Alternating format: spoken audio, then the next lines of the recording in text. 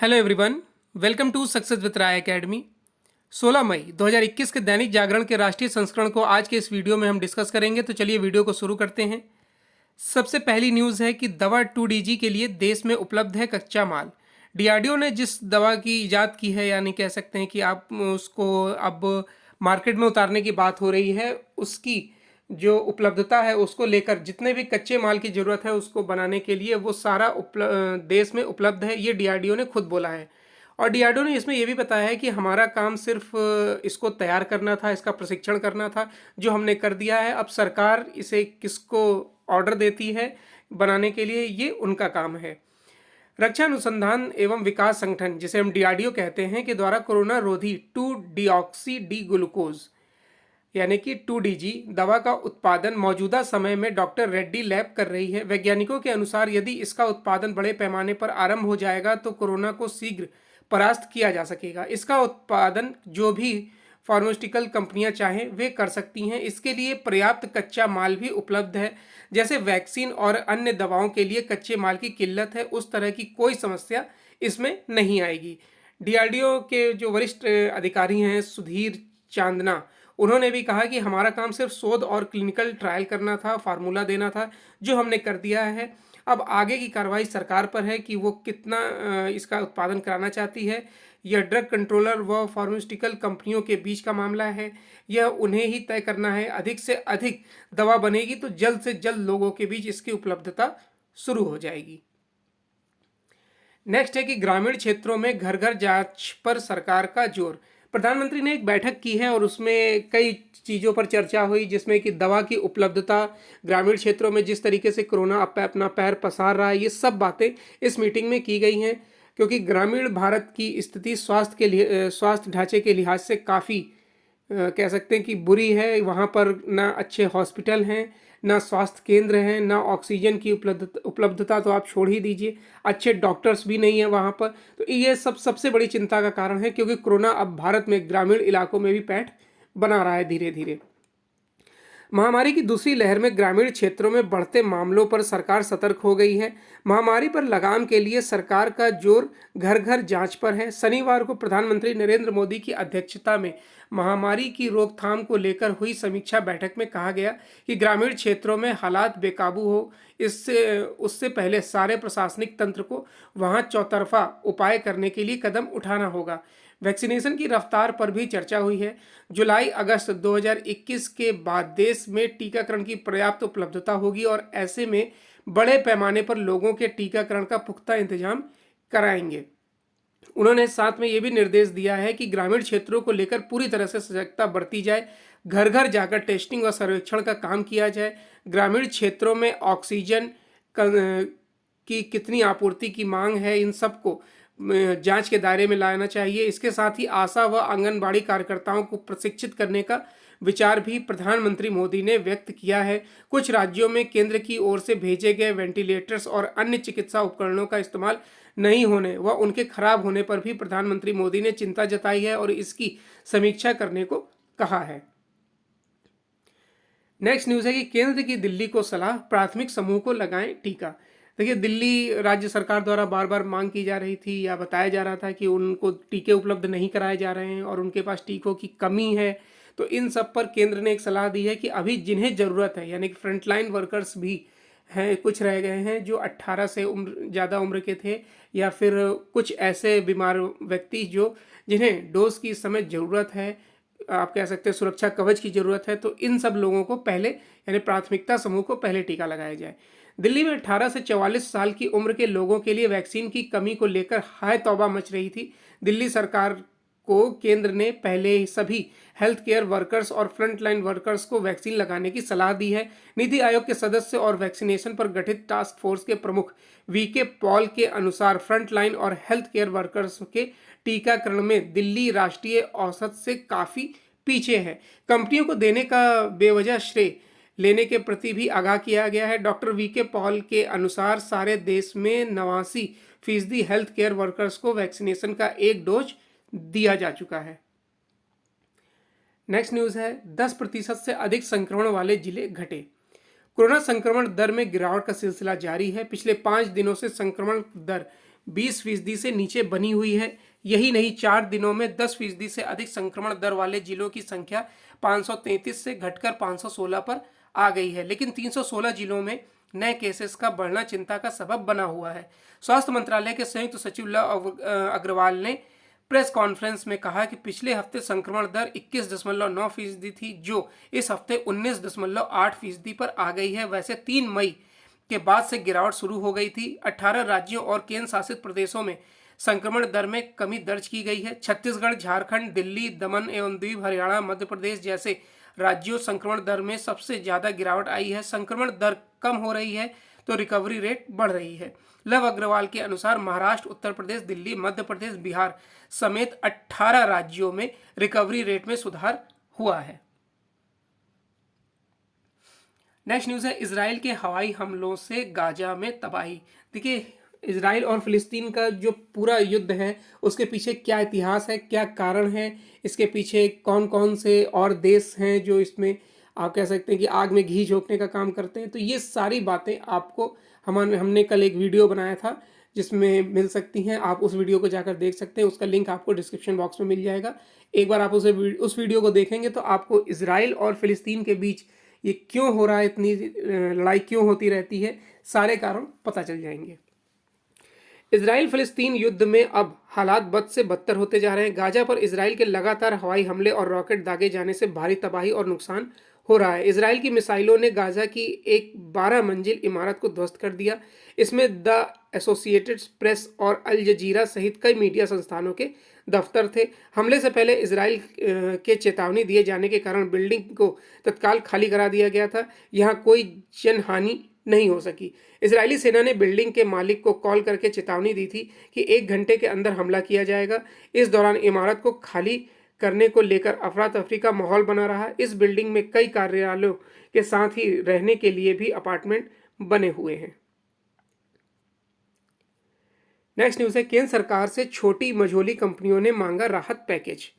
अब देखिए, कोरोना काल में पिछली बार भी लगभग 60,000 करोड़ रुपए का जो राहत पैकेज जारी किया गया था, उसमें आगे बढ़ते हुए अब इस बार भी कोरोना की दूसरी लहर रोकने के लिए देश में बड़े पैमाने पर अब राहत पैकेज की मांग की जा रही है। कोरोना की दूसरी लहर को रोकने के लिए देश के बड़े हिस्से में जिस तरह से लॉकडाउन लगाया जा रहा है, उद्योग जगत को उसके बड़े असर की आशंका है। पिछले वर्ष देशव्यापी लॉकडाउन से छोटे व मझोले उद्योग व आम जनता को बहुत दिक्कत हुई थी।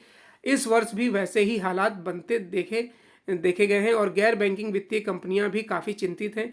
उन्होंने भारतीय रिजर्व बैंक गवर्नर से पत्र लिख सभी तरह के सूक्ष्म, छोटे व मझोले उद्योग इकाइयों व व्यक्तिगत कर्ज धारकों के लिए एक बड़े राहत पैकेज की मांग की है।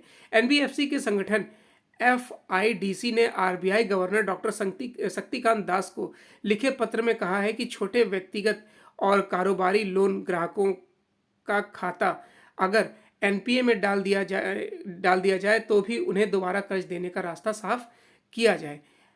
एफआईडीसी की एक बड़ी मांग मोरेटोरियम की अवधि को बढ़ाना है। आरबीआई ने दिसंबर 2020 में रिजोल्यूशन पैकेज का ऐलान किया था, जिसमें कुछ एमएसएमई व पर्सनल लोन लेने वाले ग्राहकों को सशर्त 2 वर्षों तक कर्ज अदायगी में राहत दिया था। एफआईडीसी की नई मांग यह है कि जिन कर्जदारों के कर्ज की परिपक्वता अवधि 10 वर्ष से ज़्यादा की है, उन्हें कुल 5 वर्ष अतिरिक्त समय इसकी अदायगी को दी जाए।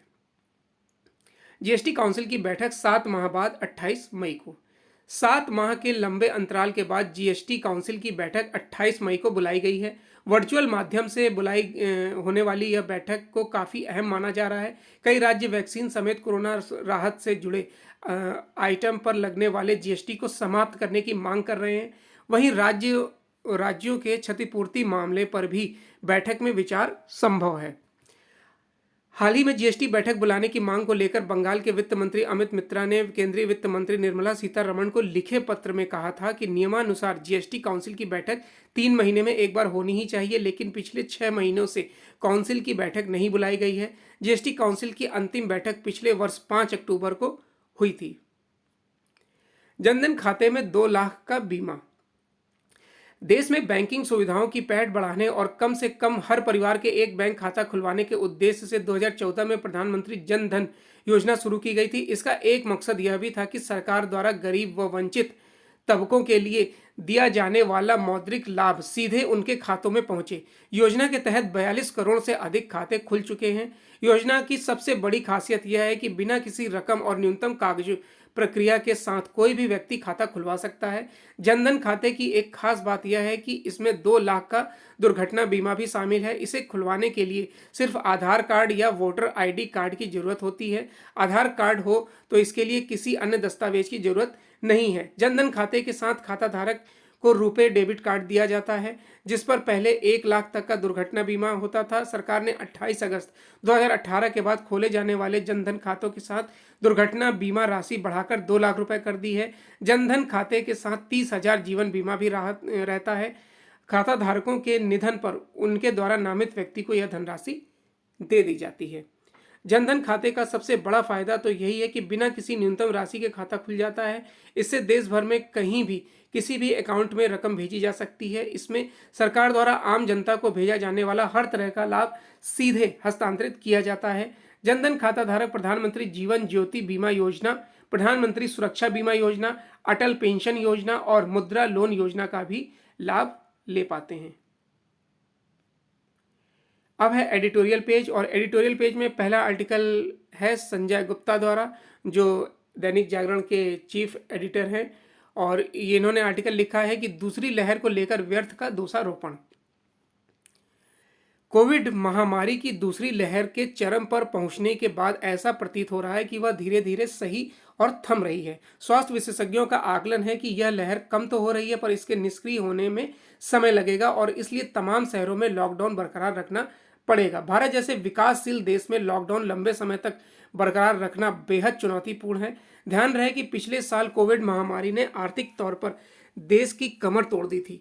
जब अर्थव्यवस्था पटरी पर आ रही थी तब महामारी की दूसरी लहर आ गई, जो कि अनुमान से बहुत तेज निकली। दूसरी लहर में संक्रमण इतना भयंकर है कि पिछले साल जनता जो हौसला दिखा रही थी इस बार नहीं दिखा पा रही है। इस बार अन्य लोगों की तरह कारोबार जगत के भी कई लोग संक्रमण की चपेट में आ गए हैं। स्वजनों, कर्मियों और दोस्तों को खोने की पीड़ा झेल रहे कारोबारी समुदाय को अपने हौसले को बनाए रखना होगा और जैसे ही स्थितियां सामान्य होती हैं तेजी से सक्रिय होना होगा। इस समय कोरोना आर्थिक तौर पर भी नुकसान पहुंचा रहा है और मानसिक तौर पर भी। दूसरी लहर का ठीकरा किसके सिर फूटे, इसको लेकर देश में भयंकर राजनीति शुरू है। इस राजनीति की शुरुआत तभी हो गई थी जब मार्च के आखिरी सप्ताह में मुंबई और केरल में संक्रमण तेजी से बढ़ रहा था। इसी दौरान हरिद्वार में कुंभ हो रहा था और 5 राज्यों में विधानसभा चुनाव भी चल रहे थे। अप्रैल का दूसरा सप्ताह आते आते संक्रमण दिल्ली और उत्तर भारत के अन्य इलाकों में भी अपने पैर तेजी से पसारने लगा। इसी के साथ प्रधानमंत्री और गृह मंत्री की बंगाल की चुनावी रैलियों का उल्लेखन इस पर निशाना साधा जाने लगा और कुंभ को लेकर भी सवाल उठाए जाने लगे। ऐसा करने वालों में राजनीतिक दलों के साथ विदेशी मीडिया भी था। मद्रास हाईकोर्ट ने तो चुनाव आयोग को कटघरे में खड़ा करते हुए यह कह दिया कि उस पर हत्या का मुकदमा चलना चाहिए। जब यह सब हो रहा था तब भी कोई यह अनुमान लगाने में सक्षम नहीं था कि संक्रमण की दूसरी लहर सुनामी जैसे रूप धारण कर लेगी, लेकिन ऐसा ही हुआ। महामारी के शिकार लोगों की जो दर्दनाक कहानियां सामने आई हैं उनसे लोग अंदर तक हिल गए हैं। लोग सरकार को कोस रहे हैं। लोगों की नाराजगी स्वाभाविक है, लेकिन सुनामी सरीखी आपदा का सामना करने के लिए जो जीतोड़ कोशिश केंद्र सरकार ने की है उसे देखते हुए यह नहीं कहा जा सकता है कि हाथ पर हाथ रखे बैठे हैं। इन दिनों यह सवाल भी उठ रहा है कि केंद्र सरकार ने पिछले साल नवंबर से लेकर इस मार्च तक ऐसी व्यवस्था क्यों नहीं की कि महामारी की दूसरी लहर का सामना किया जा सके। देखिए, जो अब तर्क दिए जा रहे हैं कि केंद्र सरकार पूरा जी जान से इसमें जोखिम ले रही है, इसमें प्रयास कर रही है, लेकिन क्या राइटर जो एडिटर ने लिखा है कि कोशिश कर रही है, तो क्या ये कोशिश जब पहली लहर आई थी यानी कि पिछले मार्च से लेके और मार्च 2021 तक नहीं होनी चाहिए थी? इसमें पूरी सरकार कटघरे में है। सरकार को ये तैयारियां पहले कर लेनी चाहिए थी, क्योंकि सरकार के पास ये आंकड़े थे कि उनकी स्वास्थ्य व्यवस्था और देशों के मुकाबले कितनी लचर है। कई ऐसे इलाके हैं जहां प्रति 10,000 पर सिर्फ 2 बेड हैं। आप सोच सकते हैं अगर उन 10,000 में से अगर 1,000 लोग 1000 छोड़िए, अगर 50 लोगों को भी कोरोना हो गया तो वो कहाँ जाएंगे, कैसे ऑक्सीजन की उपलब्धता होगी, कैसे उन्हें बेड मिलेगा, कैसे अच्छे डॉक्टर्स मिलेंगे। ग्रामीण क्षेत्रों की स्थिति आप सभी को पता है, किस तरीके से ग्रामीण इलाकों में स्वास्थ्य व्यवस्था पूरी तरीके से सुचारू रूप से नहीं है। वहाँ पर अच्छे डॉक्टर्स नहीं हैं, अस्पताल नहीं हैं, बेड नहीं है, ऑक्सीजन नहीं है, पर्याप्त दवाइयाँ नहीं हैं। तो ये सब कमियाँ सरकार को उस समय करनी चाहिए थी जब इसमें थोड़ी सी यानी कि पहली लहर थमी थी और दूसरी लहर के आने की आशंका थी। अब जब ये दूसरी लहर पूरी अपने पीक पर है तो अब ये माना जा रहा है कि तीसरी लहर का आना लगभग तय है, और तीसरी लहर बच्चों के लिए उतनी ही खतरनाक है जितनी दूसरी लहर युवाओं और वृद्ध लोगों के लिए थी। तो तीसरी लहर को रोक पाना अब ये सरकार के हाथ में नहीं है, लेकिन अपनी व्यवस्था को किस तरीके से वो सुचारू रूप से पूरी तरीके से कर सकते हैं मजबूत, ये जरूर सरकार के हाथ में। और सरकार को इस तरफ कदम बढ़ाना भी चाहिए। वो अगर दूसरे देशों पर निर्भर है ऑक्सीजन को लेकर, खुद भी प्लांट लगाए, दवाइयों का ज़्यादा से ज़्यादा उत्पादन करे, टीकाकरण पर जोर दे। अगर वो टीकाकरण को सफल मानते हैं तो उस पर भी वो जोर दें। अब अगर टीके की कमी आ रही है तो सरकार को ये सोचना चाहिए था कि जो उन्होंने दवाइयाँ दूसरे देशों में बांट दी, यहाँ तक कि पाकिस्तान को दे दी, क्या उन दवाइयों को भारत में नहीं रखा जा सकता था? उन्हें नहीं पता था कि इन दवाइयों की भारत में कितनी ज़रूरत पड़ेगी? सरकार की ये कमियां हैं जो अब छुपाई जा रही हैं। नेक्स्ट आर्टिकल है मानव की जिजीविका से हारेगा कोरोना। देखिए, कोरोना पर ही अभी हमने आर्टिकल डिस्कस किया है तो इसे हम डिस्कस नहीं करेंगे। नेक्स्ट है कि नदियों में शव। उत्तर प्रदेश और बिहार में गंगा नदी में शव मिलने का सिलसिला कायम रहना आघातकारी है। चूंकि बड़ी संख्या में शव मिले हैं, इसलिए यह अंदेशा होता है कि कहीं ये उनके तो नहीं जो कोरोना का शिकार हुए। यह एक तथ्य है कि कोरोना की दूसरी लहर गांवों तक पहुंच गई है और कुछ इलाकों में कहर भी ढा रही है। लेकिन यदि यह मान लिया जाए कि गांव में मिले शव कोरोना का शिकार हुए लोगों के हैं, तब भी यह समझना कठिन है कि आखिर उन्हें नदी में बहाने की क्या जरूरत थी। क्या शव इसलिए बहाए गए क्योंकि उनकी विधिवत दाह संस्कार करना मुश्किल था, या फिर गांव के करीब लोग अपने स्वजनों के अंतिम संस्कार का खर्च वहन नहीं कर सकते थे? यदि ऐसा कुछ था तो फिर ग्राम प्रधान, पंचायत प्रमुख और ग्रामीण क्षेत्र के अन्य जनप्रतिनिधियों के साथ संबंधित प्रशासन क्या कर रहा था? कहाँ थे वे लोग जिन पर नदियों और खासकर गंगा की साफ सफाई की निगरानी का दायित्व है? आखिर नदियों की पूज्य मानने वाले ग्रामीणों के मन में यह क्यों नहीं कांधा कि वे किस तरह शव बहाकर घोर अनर्थ कर रहे हैं? इससे उनकी और उनके क्षेत्र के साथ साथ देश की भी बदनामी होगी। क्या यह माना जाए कि ग्रामीण इलाकों में एक वर्ग ऐसा भी है जो अभी भी नदियों की शुद्धता की परवाह करता है? क्या वे गंभीर सवाल नहीं है जिनका जवाब तलाशने चाहिए। तो ये आज का आर्टिकल था और आज का न्यूज़पेपर था, यानी कि 16 मई 2021 का। आई होप आपको वीडियो अच्छा लगा होगा। अगर आपको वीडियो अच्छा लगा तो लाइक और शेयर कर दीजिएगा। वीडियो देखने के लिए धन्यवाद।